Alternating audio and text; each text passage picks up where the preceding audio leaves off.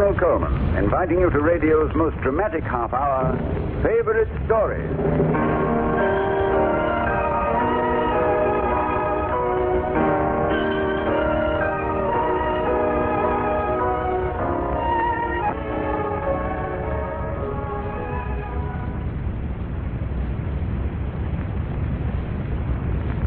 This week's favorite story was chosen by the distinguished American concert artist, Miss Gladys Swarthout, star of the Metropolitan Opera. She asked us to present a tale by the great novelist H.G. Wells. In one of the best of his stories, I shall play Juan Francisco Nunez.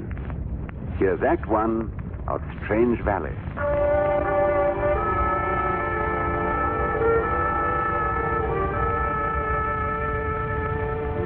300 miles and more from Chimborazo, in the wildest wastes of South America's Andes, there lies a mountain valley cut off from the world of men. You have heard of it, perhaps, as I had. A legend of an Indian who had come out of these mountains in the days of the conquistadores. He told of a race of men living in an upland valley of the Andes, whose way of life was so astonishing that few people believed that such a nation actually existed. But before that strange valley could be explored, there came a great earthquake. One whole side of the mountain crest crashed down in thunder and cut off the valley forever from the exploring feet of men.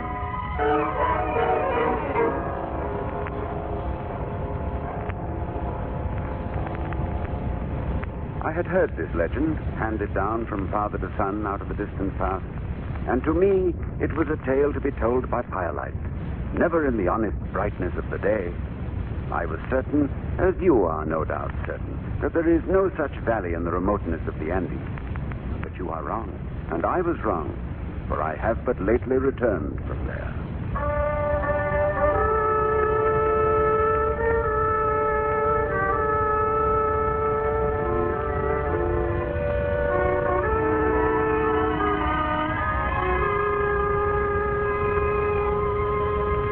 Told me that I should find a man here by the name of Nunez.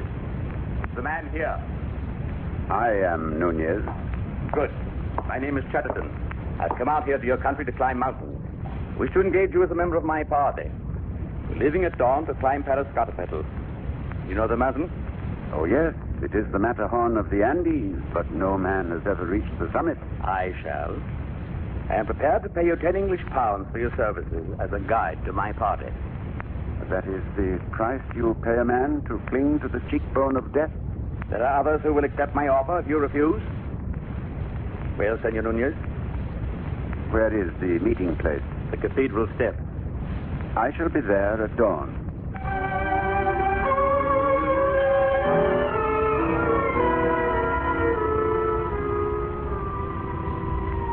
The mountain Parascotopetl rises into air so thin a man's ears ring as with the sound of church bells, and the glaciers far beneath him dance before his unsteady eyes. On a narrow shelf of rock overlooking the unknown side of the mountain, we built our night shelter. There we slept, dreaming fitfully of the morrow when we should stand at the summit.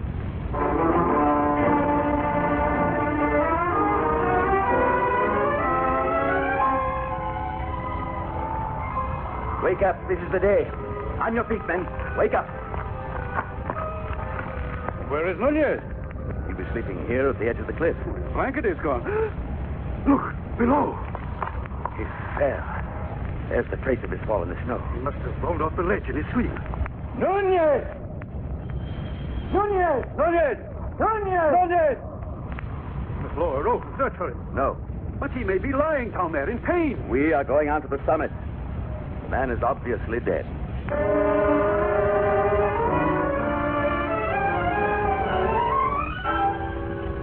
I was not dead. True, I had rolled from the ledge in my sleep and had fallen 1,000 feet into a slope of soft snow, rolling over and over, stunned and insensible, until I came to rest at last at the foot of a narrow upland valley. I was bruised, my clothes were torn, my hat and ice axe had gone, but no bones were broken, for the soft snow had cushioned my fall. By the growing light of day, I set out on my aching legs to explore this mountain wilderness into which I had fallen. I found a path, a man-made path. I followed it across a rolling meadow and presently beheld a village. A strange cluster of stone huts arranged in neat rows with wide paved streets between. But the plasterwork which covered the walls of these buildings was splotched with every imaginable shade of gray or chalk or mud-like brown. This wild plastering seemed so strange that I said to myself, the good man who did that must have been utterly blind. The ancient legend crossed my mind, the old wives' tale of the mountain valley cut off from the world of men. Could it be that I stood at the threshold of this lost nation? Had the accident on the mountain peak plunged me into a civilization unvisited since the days of Cortes and Pizarro?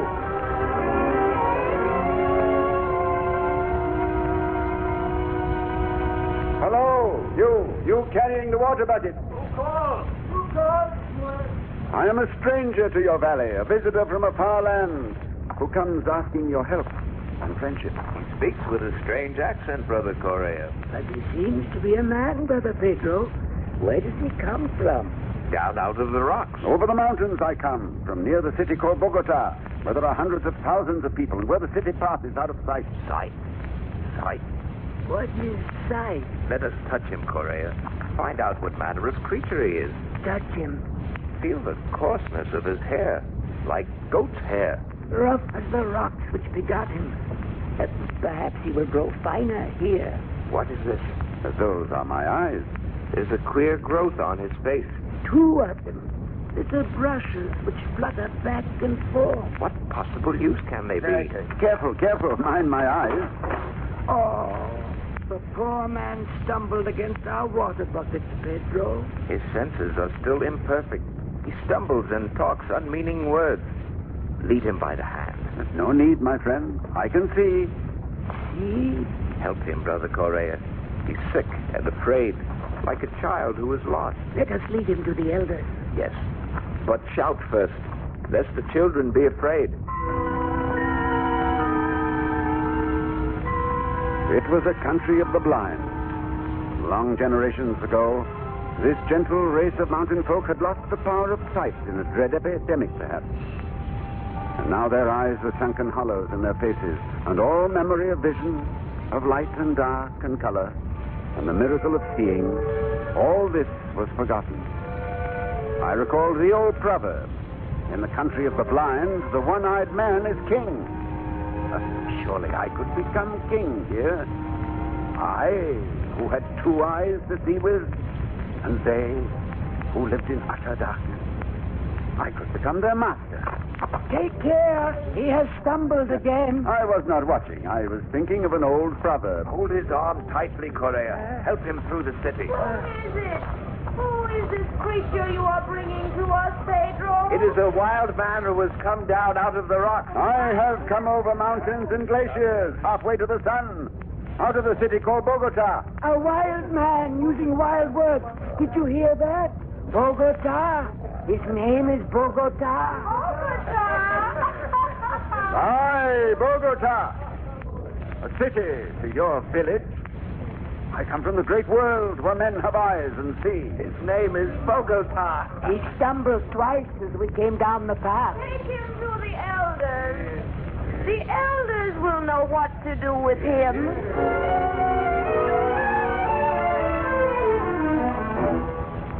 They let me into the largest building of their village. The door was closed behind me. I stood in darkness, utter darkness. No windows, no light, no fire. I groped through the black. I tripped against something soft. I fell.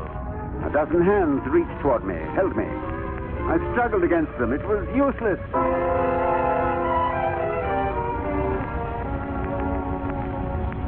I cannot see in this pitchy blackness. Do not be afraid, Bogota. We are the elders. We will try to help you. Now, what are you trying to tell us by this word, see?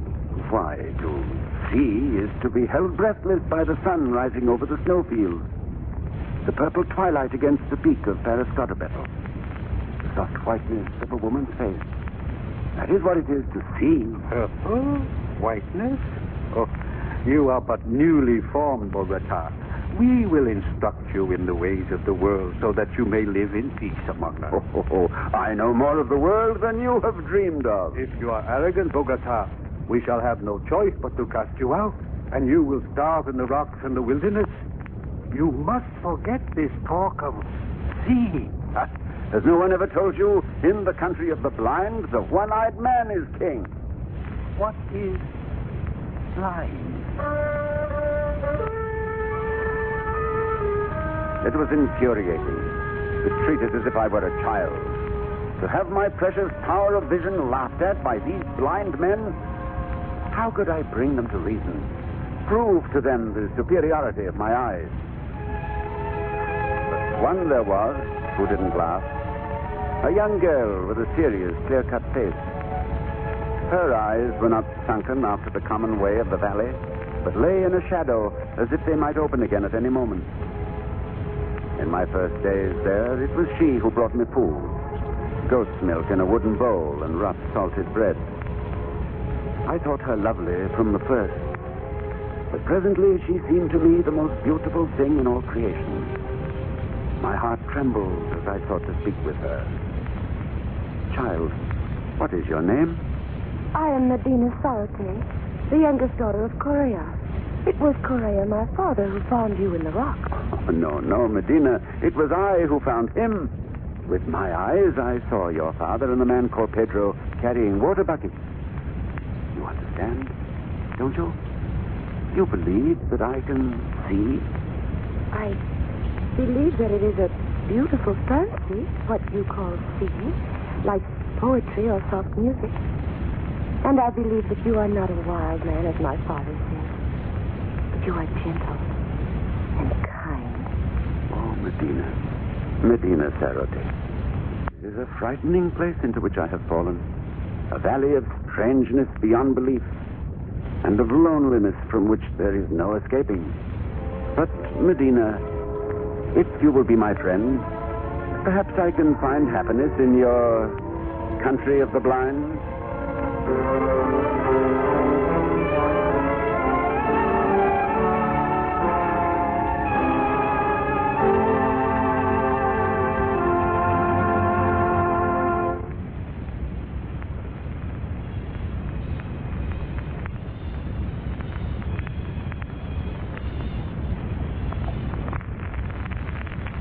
We're ready for Act 2 of this week's favorite story from the pen of H.G. Wells.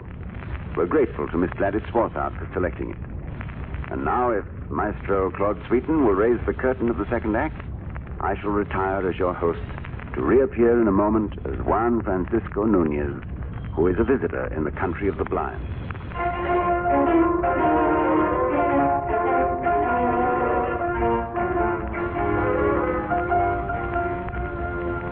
In the country of the blind, the one-eyed man is king. So goes the ancient proverb, but I was offering poor proof of it, for I found it somehow impossible to demonstrate to these people the advantages of seeing. They had dwelt so long in darkness that they had forgotten light. So the wisest of their elders set out to teach me what they considered truth. The world, Bogota, is hollow. Our valley is the bottom of it. It is circled by the rocks, which are the end of the world, out of which rises the roof of our cabin. About 10 times 10, the height of a man, this roof hangs above the world, made of rock and very, very smooth. It is from here that the dew and the rain fall and the avalanches come. Oh, no. You have it all wrong, my friend. What of the sun and the stars? And the clouds and the mountains and the ocean? You speak words without meaning, Bogota, as the child who babbles made-up words before he can speak. I speak truth. Why, the world runs 10,000 miles beyond these rocks. There are 1,000,000 little valleys, such as yours. And the sky is light years high, so that no man has ever succeeded in measuring it. What I tell you is the wisdom of our fathers, Bogota. Now, the hours are divided into 2 parts, the warm and the cool. The day and the night. It is good to work in the cool. So the warm is our time for sleeping. It is my custom to sleep in the cool, as you call it, and to work in the day when there is light to see by. You are more stupid and more stubborn than the smallest child I've ever tried to teach. Leave me, Bogota. Go away. You disgust me.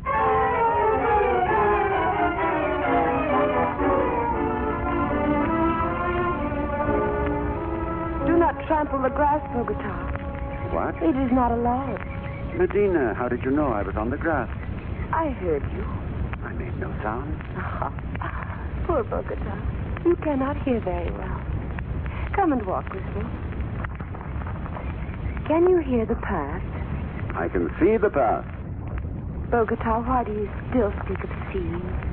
Because my eyes tell me things. Things which are happening at a great distance. Beyond the length of my arm? Beyond my fingertips? Far beyond. Medina, I can see from one edge of your world to the other. Oh, that would be a great advantage. Let me test you. Of course, ask me. I'll tell you what I see.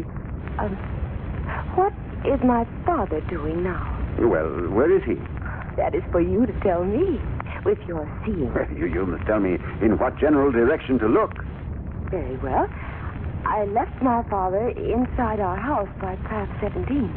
Now tell me, what is he doing? Well, I cannot see through the walls of a house. I can only see what is happening outside in the light of day. Then tell me what Pedro is doing. This is his hour to be working in the rice field. Well, how can I see the rice field? It is on the other side of the hill. Why will you not forget about seeing, Bogota? It seems to me a useless thing, a bad thing. Oh, Medina, how can I explain to you what it is to see a flower? But I know the fragrance of a flower, Bogota. And I have felt their velvet petals with my fingertips. But the beauty of color, of light and shadow, is lost to you. The beauty of our music is often lost to you, Bogota. Your ears do not hear the lovely sounds which give us such pleasure. You are too busy seeing. Was ever a man confronted with such perplexities? Everyone ridiculed me. Even Medina, the gentlest and most beautiful of God's creatures, couldn't understand. Behold, it is the seer. Tell us, Bogota, what color is the air? The air? Why, it has no color. Then how can you see it? Why do you not tell the truth, Bogota? Admit that all this seeing is crazy talk. It is not so. I'll show you what it is to see. Stay away. You have a spade in your hands. I can hear it. Yes, and you will feel for it, too. You will feel this spade, for I can see where to strike.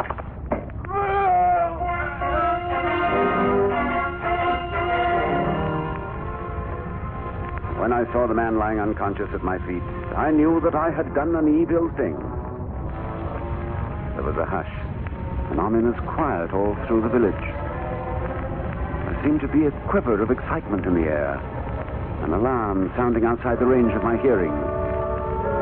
Presently, as if by a prearranged signal, all the able-bodied men formed into a continuous line, moving slowly forward, each man whirling a stick or a club, or beating the grass in front of him with a sharp-edged spade.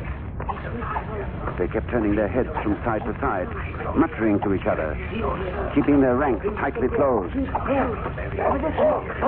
had no choice but to retreat before this advancing human wall.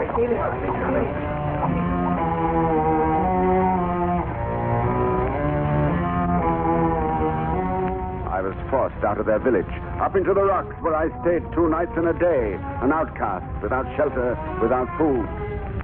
All that time, the pulse beat in my ears drummed out the exploded proverb, "In the country of the blind, the one-eyed man is king." In the country of the blind, the one-eyed man is king.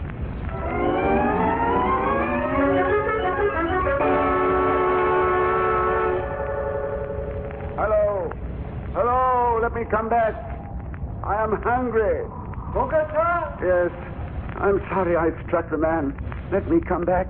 Tell us, are you still able to see? Oh, no, that was folly. The word means nothing, less than nothing. What is above your head, Bogota? Oh, just as you said, about 10 times 10 the height of a man. There's a roof above the world of rock and very, very smooth. Before you ask me anymore, give me some food or I shall die.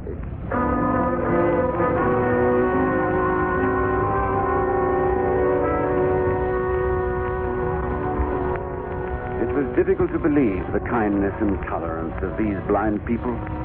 I was the rebel in their midst, but they were able to forgive me. My civilization was 1,000 years in advance of theirs, but they had mastered the skill of living together in peace and goodwill, which we in the outer world have yet to learn. So it was they took me back into their world. And Medina nursed me kindly, for I was weak from exposure. I watched her by the firelight. No one could have guessed from the sureness and precision of her movements that she was sightless.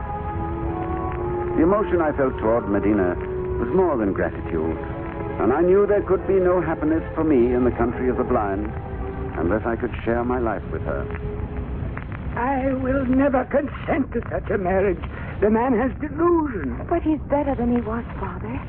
He loves me, and, Father, I love him. But to me, it is wrong. It is wrong for us to be apart. But he is different from us.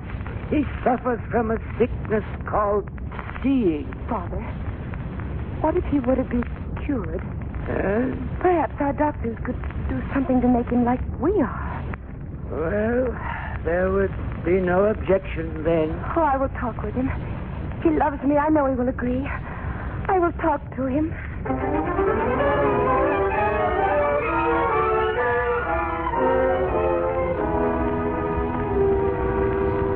I don't understand. Oh, how can you be so difficult, my beloved? Father refuses to let me marry you because he says your mind is sick, and it is your eyes which cause it. But if you were to be cured... My eyes? Cured? Then we could be married. And oh, I shall make you a good wife. You cannot mean that you want me to give up my sight. Bogota? My world is sight. I cannot lose all the beautiful things, light and shadow, the far sky with its drifting clouds, the sunset and the stars. And there is you, Medina. It is good to have sight to see your sweet, serene face, your lips, your hands folded together. It is these eyes of mine that first made me love you.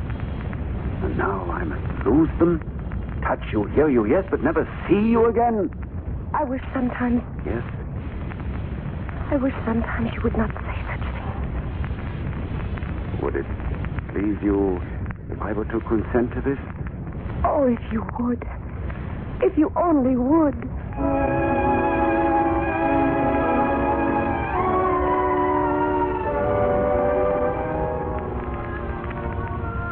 My friends, I beg you to listen with charity and understanding to what I must tell you now. Believe me, I loved Medina. I love her now. I think I shall always love her. But of a sudden, I saw the sunlight strike the peak of Parascotopetl. I watched the morning like an angel in golden armor marching down the steep. My vision raced down to the further slope, distance beyond distance, to the city of Bogota. A place of multitudinous, stirring beauty, a glory by day, a luminous mystery by night. My thoughts sped on to the vaster world beyond, down the rivers where the big steamers come splashing by on their incessant journeyings to the sea. The sea, where a man can behold the sky, not 10 times 10 the height of a man, but an arch of immeasurable blue, in which the circling stars are floating. I find my way back into the world of men. If one went up so, up that gully and across the gorge, one might come out among those stunted pines. It might be managed. I might yet find my way back. Without realizing it, I had already climbed up into the rough toward my gateway of escape. I looked down and back and saw a tiny figure standing at the edge of the village. How could I leave behind me the one I loved more than my own life? I cannot stay with you, Medina. I would hate to blame you for the darkness, and our love would fade like a broken flower. There is no such man. I am Juan Francisco Nunez, and I am going back to the world of men.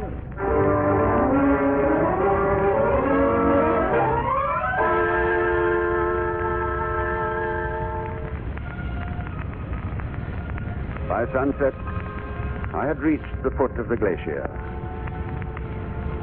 In the half-light came a great longing, but her sky was stone, mine was air and sunlight.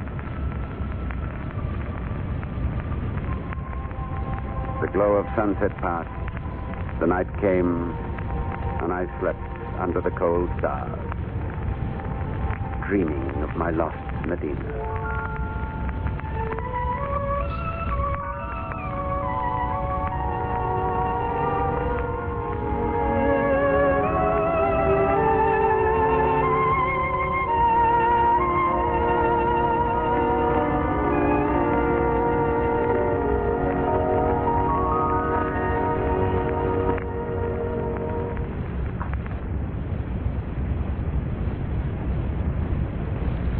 The deep love of reading and hearing good stories, we can only say it makes young men old and wise for their age, and it makes old men young for their age.